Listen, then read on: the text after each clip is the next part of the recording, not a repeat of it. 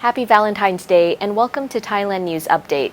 In today's news, alcohol to be prohibited this Wednesday in Thailand, alleged gunmen who took down gangster Jimi Sandhu revealed, and Thais trying a squid game on their own. All that and more coming up.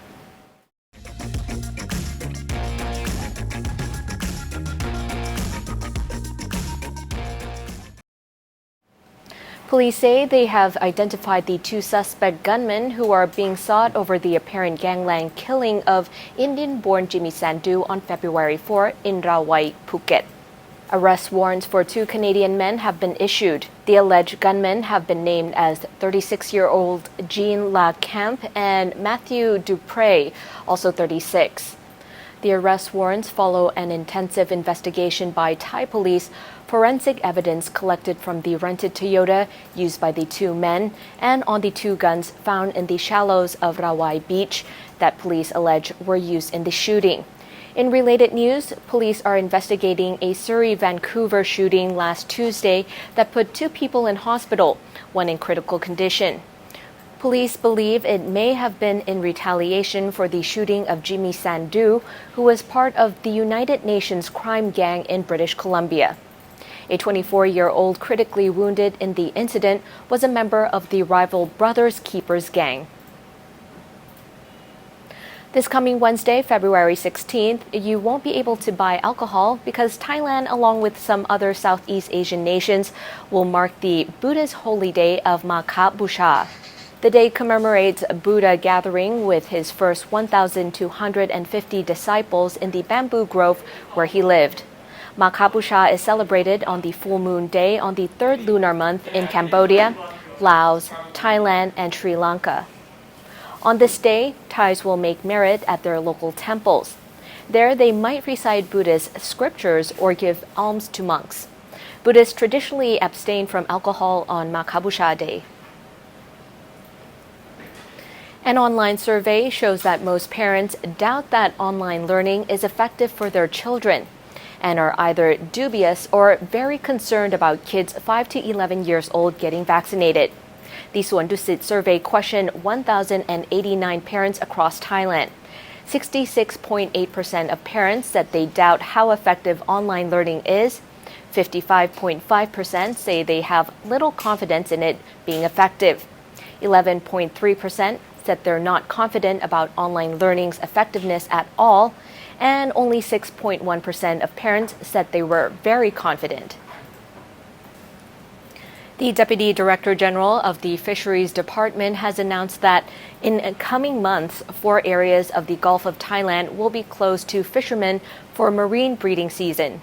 From February 15 to May 15, waters near the coast of Prachop Khiri-Khan, Shumphon, and Surat Thani will close to fishing.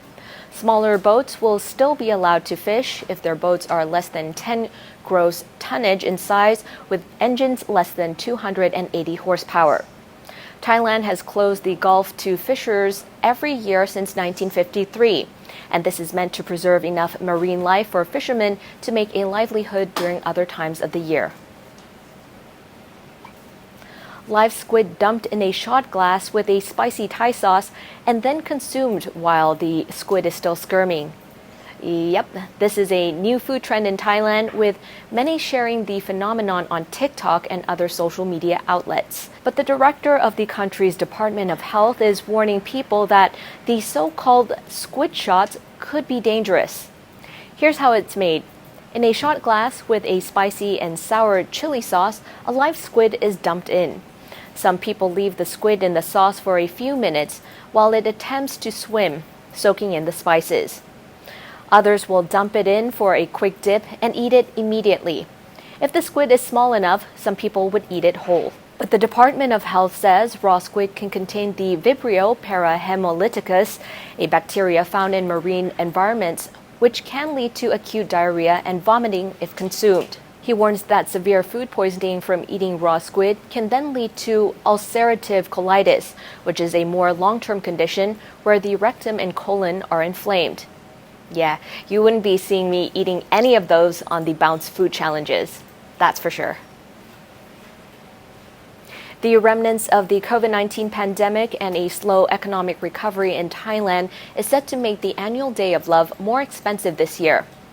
Apart from the more expensive flowers, the same constraints are also affecting lovers' celebration plans. A recent survey by the University of the Thai Chamber of Commerce predicts spending of around 2 billion baht on Valentine's Day this year, the lowest in 15 years, with average spending of 1,176 baht per person. 51% of respondents say they expect their celebration will be low-key.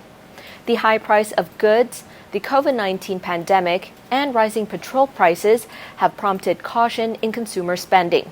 Reduced income, job losses, safety concerns, and fears of job losses are additional factors. About 83% say they plan to celebrate this special occasion with their loved ones at home.